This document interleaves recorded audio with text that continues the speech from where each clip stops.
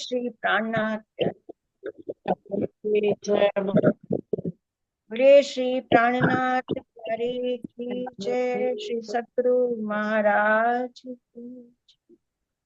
प्रणाम जी सुंदर सर जी।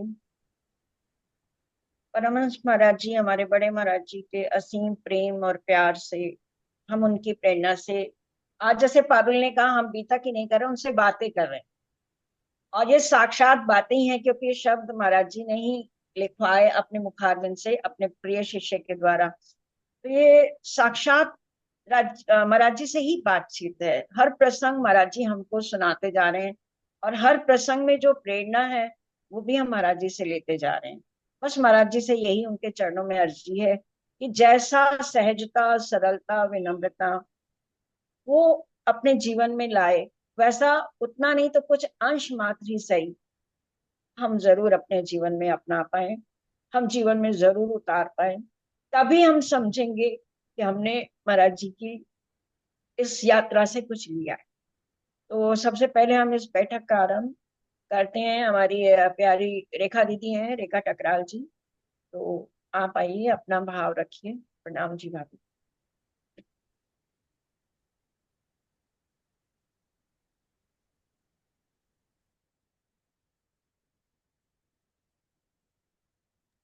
रेखा माइक चालू करो।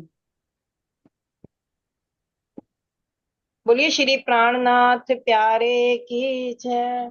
बोलिए श्री सतगुरु महाराज की जय।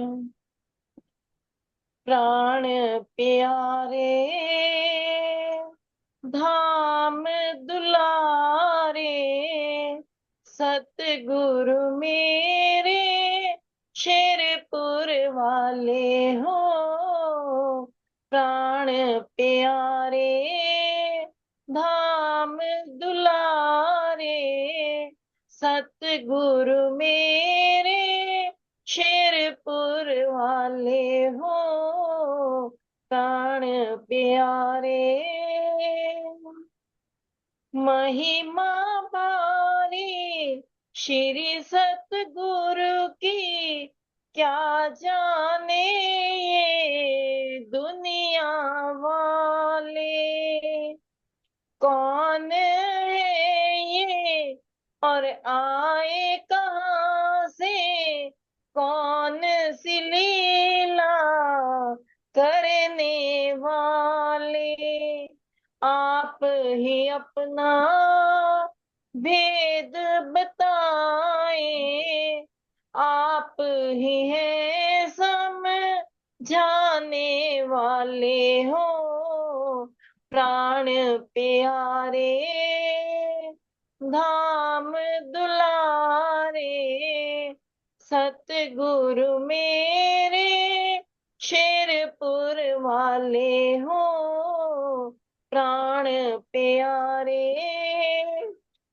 पूर्ण सतगुरु निज घर वाले, निज घर की लीला दिखलाते।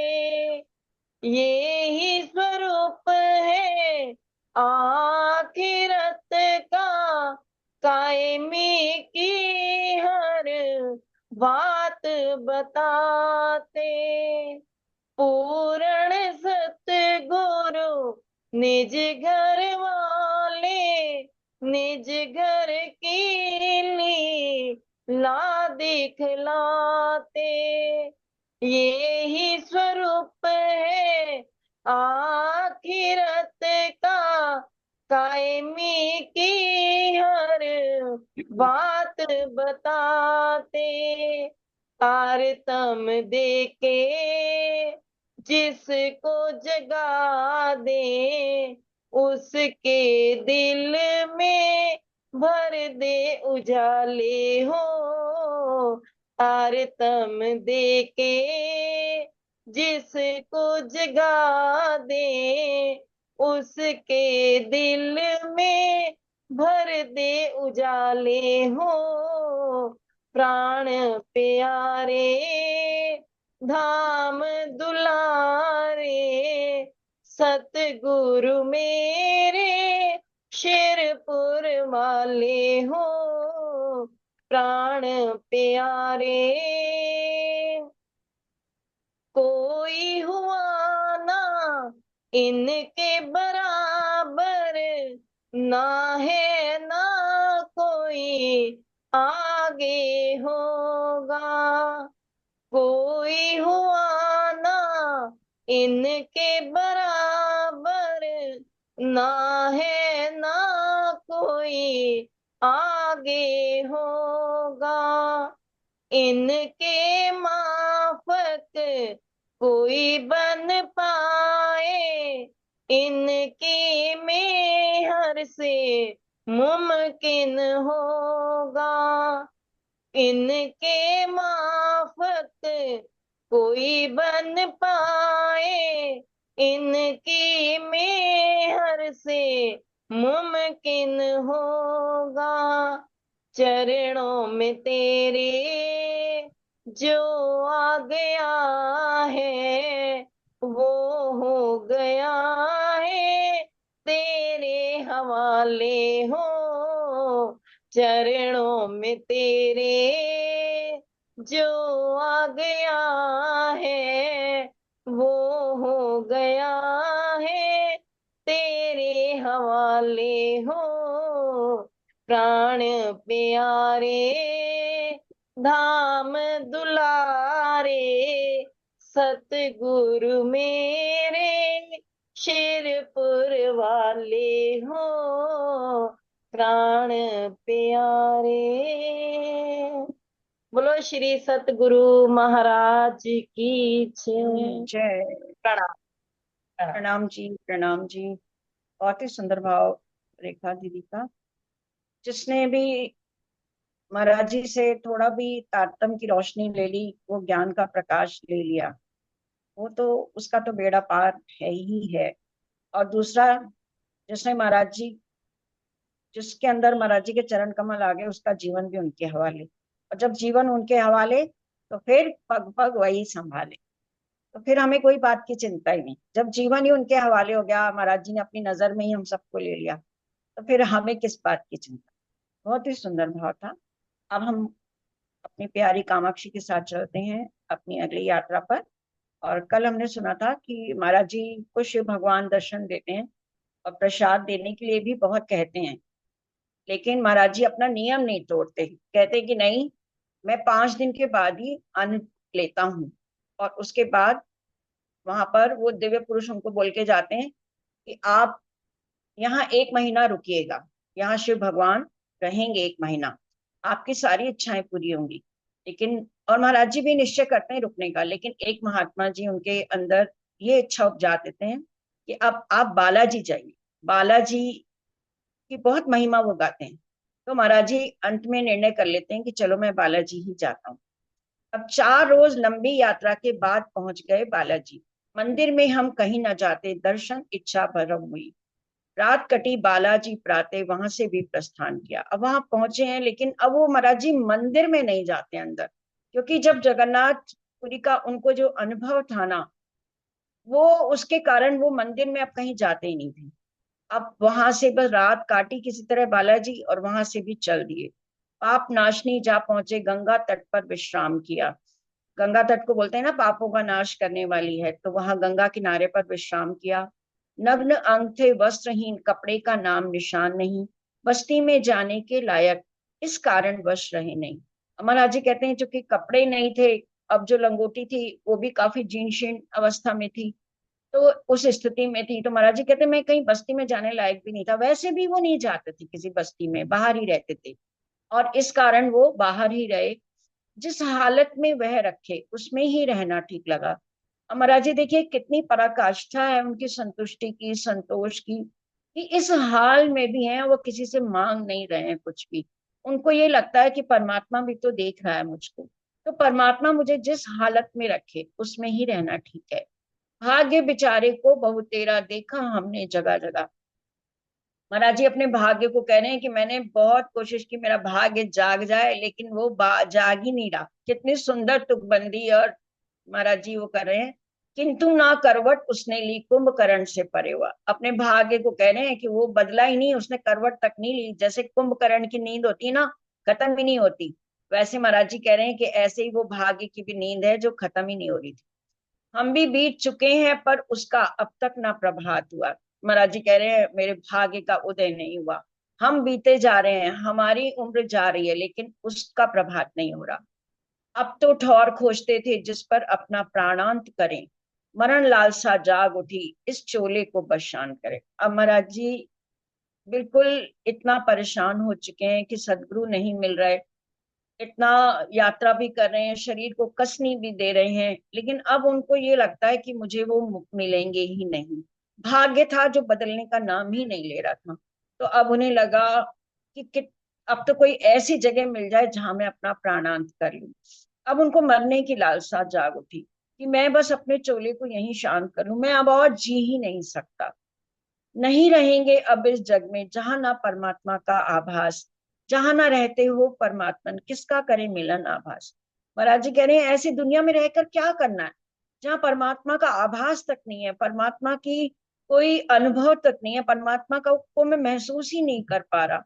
और जहाँ परमात्मा नहीं रहते तो यहाँ किससे मिलने के लिए मैं रुकूं, क्योंकि पूरी दुनिया तो स्वार्थ की है, दुखों की भरी हुई है। तो यहाँ किससे मैं प्रेम की उम्मीद करूं, किससे मिलन की आस करूं। देव दानवों की दुनिया है, किसका यहाँ सहारा ले। ये पूरी दुनिया क्या है, दानवों की है। हर जगह कष्ट ही कष्ट है, किसी का हम सहारा ले सकते हैं क्या। किसे सौंप दें अपने को, सर्वस्व समर्पण किसे करें। हम किसको सौंपे, सारी दुनिया तो खुद ही दुखी है। हम अपना सर्वस्व किसको दें। कोई तो ऐसा होता, कोई तो हमें गुरु मिल जाता, कोई तो सदगुरु मिल जाता जिनके चरणों में मैं अपना सर्वस्व समर्पण करता। अब मैं अपने जीवन को किसको दे दूं। देख चुके जग जगन्नाथ को भी जा करके देख लिया। अब वो कह रहे हैं जगत के नाथ कहे जाते हैं, जगन्नाथ में वह रहते हैं। मुझे उस महात्मा ने भी कहा था, लेकिन वहां भी जाकर मैंने देख लिया। घुटने फिरे तुड़ाते आखिर धक्कों का प्रसाद मिला। कह रहे मुझे क्या मिला, मैंने इतने घुटने तुड़वाए, यानी इतने कष्ट से मैं पहुंचा वहां पर। और इतना इतना शारीरिक भी महाराज जी कसनी पर थे तब भी, एक लंगोटी में है, नंगे पांव है, कैसे हालत में है, और तब भी उनको पाषाण दिल वाले पंडों ने उनको दर्शन नहीं करने दिए। बैठ गए हम कमर लगाकर, मिल गई एक पाषाण शिला, अब मरकर ही उठे यहाँ से, मन ने एक संकल्प किया। अब एक उनको पत्थर की शिला, पाषाण शिला मिल गई। और महाराज जी कह रहे हैं कि कमर लगा के मैं बैठ गया, और अब मैंने ये निश्चय कर लिया था, ये संकल्प कर लिया, अब मैं मरकर ही उठूंगा। और पहले भी हम देखते आ रहे हैं महाराज जी का संकल्प यदि वो कर लेते हैं तो कर लेते हैं। 5 दिन में उनको आहार लेना था, भगवान शिव आकर भी उनको प्रसाद देते रहे, महाराज जी ने नहीं लिया। तो अब उन्होंने ये संकल्प किया कि अब मैं नहीं रहूंगा। अर्धरात्रि उपरांत हमारे पास महात्मा एक आया, जिसने निज गट जिसने निज चटनी की गठरी खुलवा कर कुछ समझाया। आधी रात्रि के बाद एक महात्मा आता है, उसने अपनी गठरी खोली और महाराज जी को समझाया। जैसे क्या है कि राज्य तो अंग संग ही चल रहे थे ना महाराज जी को, तो कैसे वो उनको जाने देते।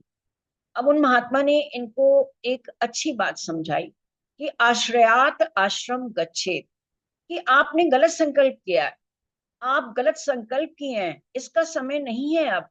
इसकी शोभा इसी वक्त है, समय आएगा इसका जब। वो कह रहे हैं आप शरीर छोड़ना चाहते हो तो अभी समय नहीं है आपका शरीर छोड़ने का। इसकी शोभा तो उसी वक्त है जब उम्र हो जाए, आपने सब कुछ प्राप्त कर लिया जीवन में, फिर आपको अगर शरीर छोड़ना हो तब तो उसकी शोभा है। लेकिन आप बेसमय असमय ही अपना शरीर त्यागने में लगे हैं, आपका ये संकल्प गलत है। पहले ब्रह्मचर्य आश्रम है, तत्पश्चात गृहस्थ आश्रम। अब वो समझा रहे हैं पहले आपको ब्रह्मचर्य का पालन करना चाहिए, उसके बाद जो गृहस्थ आश्रम है उसको भी देखना है। वानप्रस्थ आश्रम के पीछे आता है संन्यास आश्रम, उसके बाद वानप्रस्थ होता है जहां पर सब छोड़ने की प्रवृत्ति हमें करनी चाहिए, और उसके बाद संन्यास आश्रम आता है। और आपने तो अभी से सन्यासी होकर और सब कुछ छोड़ दिया। वक्त वक्त का करना अच्छा, वक्त वक्त की बातें अच्छी। कभी वक्त शहनाई का है, कभी घोष रण की निर्भीक।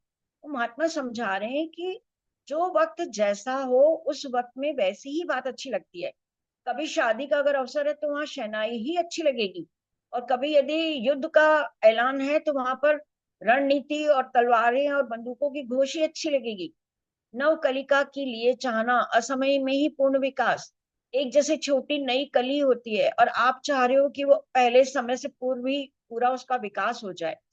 क्या है नहीं अप्राकृतिक और असंगत उससे ऐसी अगर हम ऐसी आशा करते हैं कि कोई छोटी कली है और वो समय से पहले ही पूर्ण फूल बन जाए, तो क्या ये हमारी जो आस है वो गलत नहीं है क्या? वो प्रकृति विरुद्ध है, अप्राकृतिक है, असंगत है। और इसी तरह ये भी हमारा जो मनुष्य जीवन मिला है, इसके आश्रम बनाए गए हैं कि इस उम्र तक पहले ब्रह्मचर्य, फिर गृहस्थ, फिर वानप्रस्थ और फिर संन्यास। तो अगर हम उसकी उल्लंघन करते हैं तो वो हम प्रकृति का उल्लंघन करते हैं। प्रथम मिलन में ही का समुचित और समस्त संकोच निराश विनाश। महाराज जी कह रहे हैं पहले मिलने में ही मुझे पूरा समुचित और सही उत्तर मिल गया, मेरे सारे संशय खत्म हो गए। क्या परमात्मा इतना सस्ता है, आवे जो यूं ही हाथ। और इनको लगा शायद मेरी अभी कसनी में कुछ कमी है, परमात्मा इतना सस्ता नहीं है जो मुझे यूं ही मिल जाएगा। अब उनकी बातें सुनते ही निर्णय बदल गया। निर्णय बदल गया सुनते ही उसका महत्वपूर्ण वक्तव्य। अच्छा, ये उन महात्मा ने कहा कि परमात्मा इतना सस्ता नहीं है जो यूं ही मिल जाए, लेकिन समय आने पर वो मिलेगा। अब महाराज जी ने उसके उनके इस महत्वपूर्ण बात को सुनकर अपना निर्णय बदल दिया। ठीक जची उसकी सब बातें, जचा हमें अपना कर्तव्य। अब महाराज जी को उनकी सब बातें बहुत अच्छी लगी और उनको महाराज जी को अपना कर्तव्य भी जचा, कर्तव्य भी याद आया।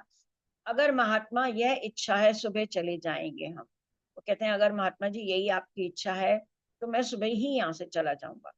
अब तो यहीं काट लें, आ ही गए यहाँ जब हम। अब जब हम यहाँ आ ही गए हैं तो अब रात्रि तो हम यहीं काट लें। देखो यहाँ ना ठहरो, कोई नहीं ठहरना यहाँ कभी। मेरी संपत्ति में तुम यहाँ से ले जाओ बस शीघ्र अभी। अब वो कह रहे हैं कि नहीं तुम यहाँ मत ठहरो और तुम कुछ अभी शीघ्र के शीघ्र चले जाओ, मेरी संपत्ति में से भी तुम कुछ चाहो तो ले जाओ। कोई तुम्हें डर लगता है क्या? हमने क्या कहा नहीं महाराज। वो पूछ रहे हैं कि आप तुमको डर तो नहीं लगता क्या अभी मैं कह रहा हूँ जाने के लिए? तो महाराज जी कह रहे हैं कि नहीं मुझे डर नहीं लगता, किसी किस्म का डर नहीं हमको, हमें बराबर है दिन रात। क्योंकि रात का समय है ना, तो वो पूछ रहा है आपको अभी जाने में क्या डर लगता है क्या? महाराज जी कह रहे हैं नहीं मुझे किसी प्रकार का डर नहीं, मेरे लिए तो दिन और रात बराबर है। कर प्रणाम उनको हम विचरे, बालाजी वापिस आए। वन पर्वत सब आए लांघते, बालाजी पाते पाए। महाराज जी कह रहे हैं कि उसी समय रात्रि के समय ही उनका आदेश प्राप्त करते ही मैं बालाजी की ओर आया और वहां नीचे आ गया, वनों को लांघता हुआ, पेड़ों वृक्षों को पार करता हुआ मैं फिर से नीचे अपना बालाजी आ गया। मठ के बाहर एक वृक्ष के नीचे आसन लगा लिया, बैठ गए, घुटनों में सर दे दुनिया से मुंह छिपा लिया। महाराज जी जैसे बैठते थे कि एक मठ मिला, उसके बाहर एक वृक्ष के नीचे अपना आसन लगा दिया और जैसे घुटनों में मुख देखकर बैठते थे वैसे ही बैठ गए, दुनिया से मुंह छिपा लिया। वही रात थी जिसकी हमें चुनौती दी सन्यासी ने, किया इशारा था मंगल का, बीत चुकी थी अर्धरात्रि। अमराज जी को ये बात याद आई, उस दिन मंगलवार का दिन था। अमरनाथ जी को पिछले मंगलवार जो बात थी ना, वो जो एक साधु को प्रणाम नहीं किया था और उसने कहा था कि मंगलवार आने दे तुम्हें देखूंगा। अमरनाथ जी को याद आया कि ये तो आज तो मंगलवार है और आधी रात भी बीत चुकी है, अब जरूर कुछ न कुछ होगा। आधी रात उतरती होगी, हुई हमको कुछ घबराहट सी, सुमरन किया इष्ट का अपने, जपते जपते रात गई। महाराज जी कह रहे हैं कि आधी रात जैसी हुई ना, मुझे कुछ घबराहट सी हुई, तो मैंने अपने भगवान का सिमरन कर लिया और उनका नाम जपते जपते जपते रात बीत गई। बैठे रहे उसी मुद्रा में जब तक पूर्ण प्रभात हुई। और और महाराज जी कह रहे हैं मैं उसी मुद्रा में बैठ गया। सुदर्शन जी 2 मिनट माइक बंद कर।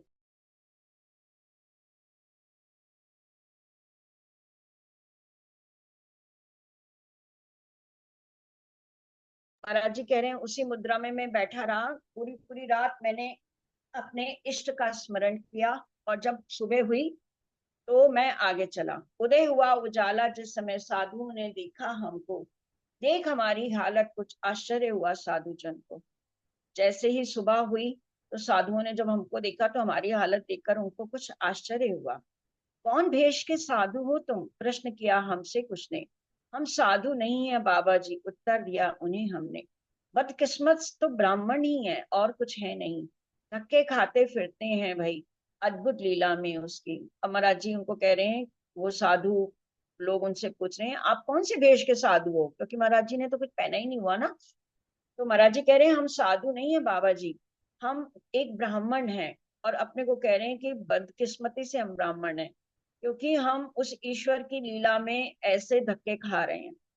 गुरु नहीं कर पाए अब तक, कर्महीन निकले इतने। और अपने आप को कह रहे हैं मैं इतना कर्महीन निकला हूँ। उन साधुओं को कह रहे हैं कि मैं ब्राह्मण होकर भी अभी तक गुरु नहीं कर पाया। विचर रहे उदंड इसी से, बंधे नहीं है खूंटे से। बड़े प्रसन्न हुए साधु सब सत्य बात सुनकर अपनी। और महाराज जी कह रहे हैं कि मैं इसी तरह उदंड घूम रहा हूँ और अभी तक किसी खूंटे से नहीं बंध पाया हूँ, यानी कोई मुझे गुरु नहीं मिल पाया, मैंने कोई गुरु धारण नहीं किया है। अब उनका ये उत्तर सुनकर ना, उनकी सत्य बात को सुनकर सब साधु जन बहुत प्रसन्न हुए, लगे हमारी तारीफें करने सब साधु सन्यासी। मठाधीश भगवान दास जी मठ से बाहर को आए। अब उनकी ये बातें सुनकर सब साधु सन्यासी उनकी तारीफें करने लगे। इतने में उस मठ के जो मठाधीश थे भगवान दास जी, वो मठ से बाहर आ जाते हैं। बात पूछते फिरे सभी की, सबके बाद यहाँ आए, जहां धरा था अपना पिंजर, विपट सहारा था जिसका। महाराज जी कह रहे हैं कि सबसे वो बातचीत करते हुए, सब साधुओं के हाल चाल करते हुए, जहां धरा था अपना पिंजर, यानी जैसे एक वैसी काया हुई थी ना महाराज जी की पिंजर के समान। तो महाराज जी कह रहे हैं पेट पे चक्कर रह गया कमर से, जैसे दम निकला इसका, मुंह बन गया था घोंसला सा एक, केवल आने जाने को। महाराज जी कह रहे हैं मेरी इतनी बुरी हालत थी, पेट चिपक गया था कमर से, और ऐसे लग रहा था कि मुंह घोंसला बन गया है, केवल श्वास उसमें आने जाने के लिए वो एक मुख घोंसला सा था। श्वास पक्षी आता जाता बस, बना न जैसे खाने को। ऐसा लग रहा था मुंह इतना छोटा हो गया था, ऐसे लग रहा था कि वो खाने के लिए नहीं बना है मुंह, केवल श्वास ही उसमें से आ जा रही है, केवल श्वास का ही आना जाना वहां से है। उठ तो हम सकते ही नहीं थे, लटके थे धागे तन पर। महाराज जी कह रहे हैं इतना मैं कमजोर, इतना जैसे धागे जैसा तन हो गया था, हम उसी से लटके हुए थे। पूर्ण दिगंबर बने पड़े थे या दरिद्र हमारे पर। आकर सन्मुख हुए खड़े हुए, देखा हमें आंख भर के, बड़े गौर से देख दाख कर इस प्रकार बोले हमसे। हमारा जी कह रहे हैं कि हम तो अपने वैसे ही तन धागे जैसे तन पर बैठे ही पड़े थे। तो हम पूर्ण दिगंबर थे, यानी पूर्ण नग्न अवस्था में थे, अब लंगोटी भी नहीं थी। तो आकर वो मठाधीश इनके सन्मुख खड़े हो गए और बड़े गौर से देखकर बोले, चलो ब्रह्मचारी मंदिर बालाजी का दर्शन करना। सद्भावों को पाकर हमने शुरू किया पीछे चलना। कह रहे हैं ब्रह्मचारी आप अंदर चलो, चलो पहले बालाजी का दर्शन कर लो। अब उनके अच्छे भावों को समझकर महाराज जी उनके पीछे चल दिए, साथ चल दिए। जब ही हम अंदर पहुंच गए जिस वक्त, पीठ थपथपाकर मिठास के शब्दों में बोले, ए भक्त आप यहाँ ठहरो, तुमको हम सारी सुविधाएं देंगे, जिस आहार फलाहार आदि की इच्छा हो वही कर देंगे। अब वो मठाधीश महाराज जी की पीठ थपथपाकर और बहुत प्यार से बोल रहा है कि आप चलो अंदर चलो, दर्शन करो बालाजी का, आप यहीं ठहरो, हम आपको सारी सुख सुविधाएं देंगे। आपका सब आहार फलाहार जो आपको चाहिए हम सब देंगे। नहीं बनाया शिष्य अभी तक, अगर आप ऐसा चाहो तो हम तुमको शिष्य बना लें, फिर बहुत ही अच्छा हो। महाराज जी कह रहे हैं मैंने अभी तक, वो मठाधीश कहने लगे, मैंने अभी तक कोई शिष्य नहीं बनाया, और यदि आप चाहते हो तो हम आपको अपना शिष्य बना सकते हैं। इस प्रकार आग्रह पर उनके उत्तर दिया, अहो महाराज कृपा आपकी इतनी ही काफी जितनी की है आज। आप हमारी बात पूछ ली, क्या इतना ना काफी है। महाराज जी कह रहे हैं उनको बहुत कृपा है आपकी, आपने जो मुझसे केवल इतनी बात ही कर ली, मेरा हालचाल ही पूछ लिया, मुझे बस हमारी आपने बात पूछ ली, कुशल क्षेम पूछ लिया, मेरे लिए इतना ही काफी है। शिष्य योग हम नहीं आपके, इसकी तो बस माफी है, और आप मुझे माफ कर दीजिए, मैं आपके शिष्य बनने के योग्य नहीं। मगर सहन यह ना हो पाएगा संचालन में, भार सहन यह ना हो पाएगा संचालन में है असमर्थ। महाराज जी कह रहे हैं मैं इतना कमजोर हालत में हूँ, मैं आपका शिष्य बनने का भी भार सहन नहीं कर पाऊंगा, आपका गुरु के रूप में कोई सेवा भी नहीं कर पाऊंगा। शिष्य बने भी काम चलाना, सिद्ध हुए हम आगे व्यर्थ। मन है डावाडोल हमारा, चित्त तुनी से उल्टा है। महाराज जी कह रहे हैं कि अगर शिष्य भी मैं बन जाता तो भी काम ना चलता, क्योंकि मेरा शरीर इतना दुर्बल हो चुका है और मैं किसी काम का ही नहीं रहा। तो ऐसे भी मैं दुनिया से, मेरा चित्त उल्टा है और मन डामाडोल भी है। खोज रहे हम अन्य किसी को, अभी उसी की इच्छा है। अब वो कह रहे हैं मैं आपका शिष्य बन के यहाँ रह नहीं सकता बंद कर, क्योंकि मेरा चित्त लगता नहीं है किसी काम में। हम तो जिसको खोज रहे हैं अभी वो मुझे मिला नहीं, मुझे उसी को मिलने की इच्छा है। कृपा मात्र काफी है भगवान, ज्यों की त्यों यदि बनी रहे। तत्पश्चात उन्हें झुक करके सादर हम प्रणाम किए। उसके बाद महाराज जी कह रहे हैं कि मैंने उनको प्रणाम किया आदर से और कहा, मुझे आपकी इतनी ही कृपा बहुत है भगवान, जो आपने मुझे इतना आदर दिया, मुझे पूछा। इतना कहकर बाहर आए, बैठ गए निज घुटनों में सर रखकर, जिस प्रकार बैठा करते थे निज घुटने में सर रखकर। बाहर आ गए महाराज जी और फिर से अपने घुटनों में सर रखकर बैठ गए, जैसे हमेशा बैठा करते थे। भेज दिया फलाहार हमें कुछ मठाधीश जी ने मठ से, जो आदेश मिला था हमको उसी रात गंगा तट से। महाराज जी कह रहे हैं कि उस मठाधीश ने कुछ फल आहार हमें वहां दे दिया, और हमें अंदर से वही संदेश आया कि समय समय पर काम उचित है, फलाहार स्वीकार किया। 5 आम लेकर उनमें से हमने उनका पान किया। बार बार उनको यही बात याद आई कि वो गंगा तट पे जो महात्मा थे, उन्होंने जो बात कही कि समय समय पर ही हर काम उचित है, ये सोचकर मैंने फलाहार को स्वीकार किया। 5 आम लेकर और उनका मैंने आहार के रूप में सेवन किया। नियम 5 फल लेने का उस दिन से आरंभ हुआ। अमराज जी ने उस दिन से 5 फल नित्य लेने का नियम बनाया। अब पहले तो छोड़ ही दिया था सब खाना पीना, लेकिन अब जब उस महात्मा ने समझाया कि नहीं अभी समय नहीं आया, अब वक्त आने पर ही सब चीज अच्छी होती है, अभी आप संन्यास के लिए नहीं बने, तो इन्होंने खाना फिर थोड़ा थोड़ा आरंभ किया। अगर मिला तो एक खरबूजा पा लेते, यह नियम हुआ। उसी वृक्ष के नीचे उस दिन रहे और आश्रम किया। गुरुवार को तृप्ति तीर्थ को उठ करके प्रस्थान किया। अमराज जी ने एक नियम बनाया कि अगर एक खरबूजा मिल जाता था तो बस पूरा दिन में वही ले लेते थे, और उसी वृक्ष के नीचे विश्राम किया। और गुरुवार को फिर तृप्ति तीर्थ को जाने के लिए महाराज जी ने प्रस्थान किया। वहां तृप्ति में जब आए तो वही माई मिल गई हमें, वॉलंटियर में मिली हमें, जो सन्यासी के बारे में। प्रणाम आदि उपरांत माई से पूछा हमने, माता जी कहाँ साथ छूटा उनसे, है प्रसन्न भी वह सन्यासी। महाराज जी कह रहे हैं कि जब मैं तृप्ति में आया तो मुझे वही माई मिल गई जो उस सन्यासी के साथ थी जिसको मैंने प्रणाम नहीं किया था। तो माई से पूछते हैं, अरे वो सन्यासी ठीक ठाक हैं, आपका उनसे पीछा कैसे छूटा। माई बोली, सुनते ही उनका तो है जैसे प्राणांत हुआ। 12 बजे ठीक मंगल को है जैसे प्राणांत हुआ। अब वो माई कहती हैं कि मंगलवार को ठीक 12 बजे उनका धाम गमन हो गया, उनके प्राणों का अंत हो गया। देखिए वो महाराज जी को कुछ बुरी दृष्टि देख रहे थे कि मंगलवार को तुम्हें देखूंगा, और ऐसा उल्टा हो गया। तो कभी कभी ये जो तंत्र विद्या और जो सिद्धियां होती है ना, ये अपने पे ही आ जाती हैं, ये उल्टा भी बात करती हैं। अब वो माई कह रही हैं, चले गए परलोक यात्रा करते करते बेचारे, उनको ही समाधि दिलवा कर कल आए हैं हम सारे। कहने लगी वो परलोक चले गए यात्रा करते करते, अब उनको हम समाधि दिलवा कर कल यहाँ हम लोग आए हैं। उस माई की बात सुन बड़ा हुआ अफसोस, जाने कैसे कर्म का मिला उसे परितोष। सब लाचार यहाँ आकर के चारा नहीं किसी का भी, कर्म कांड पर बंधी हुई है परमात्मा की ये सृष्टि। महाराज जी कह रहे हैं कि जब मृत्यु किसी की आ जाती है तो हर कोई उसमें लाचार हो जाता है, किसी का बस नहीं चलता। अब वो महात्मा जी भी चाह रहे थे कि महाराज जी का बुरा हो कुछ, लेकिन उनका ही प्राणांत हो गया।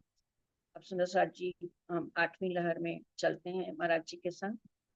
बालाजी की मान प्रतिष्ठा इस प्रदेश में काफी है, वैसे हैं एक राज तृप्ति जो बालाजी से नीचे है। अब महाराज जी कह रहे हैं कि इस प्रदेश में बालाजी की बहुत मान्यता है, और एक राज तृप्ति भी है जो बालाजी से नीचे है।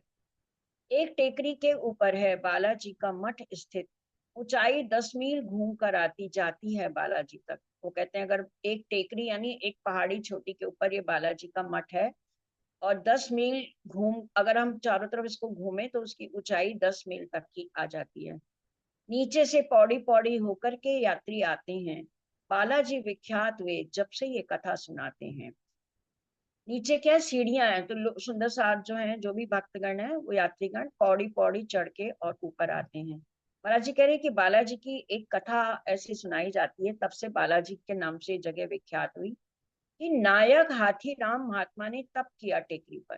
कि इस टेकरी पर, इस छोटी सी पहाड़ी पर एक हाथी राम महात्मा थे। उन्होंने क्या किया, तपस्या की।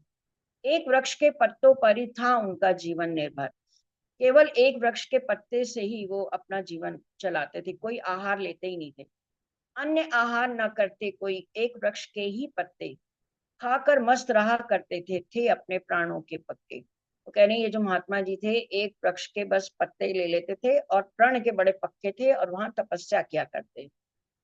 तृप्ति के राजा ही करते सभी व्यवस्था मंदिर की, सब कुछ था आधीन उन्हीं के, संपत्ति थी सारी उनकी। तो तृप्ति राज्य था, उसके राजा ही इस टेकरी के, इस मंदिर की देखा देखी देखते थे सब कुछ, और सब कुछ उन राजा के ही अधीन था। ये पूरी टेकरी, पूरी जगह राजा के ही अधीन थी। संचालन का भार धाम का राजा के हाथों में था। हाथी राम जहाँ रहते थे बड़ा भयानक सा वन था। महाराज जी कह रहे हैं कि जो हाथीराम महात्मा जहाँ रहते थे वो बहुत भयानक जंगल था। होकर मुग्ध भक्ति पर उनकी, एक बार नटनागर श्याम बाल रूप धरकर आ खेले जहाँ रहते थे हाथीराम।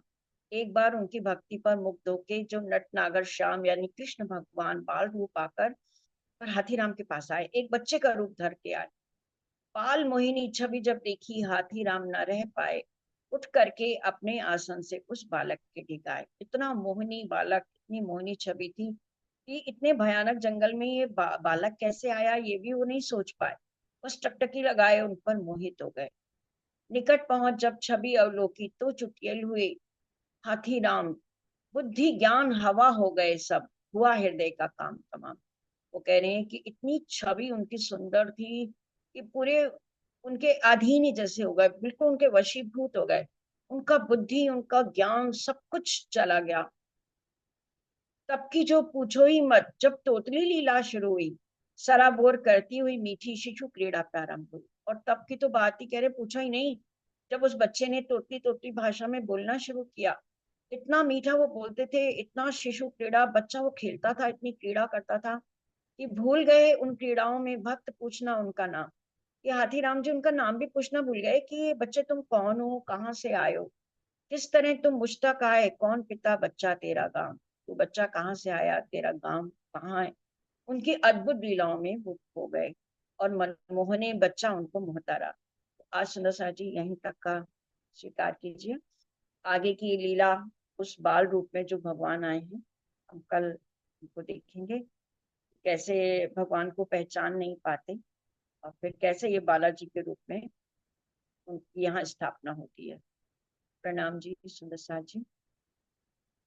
प्रणाम जी। प्रणाम जी प्रणाम।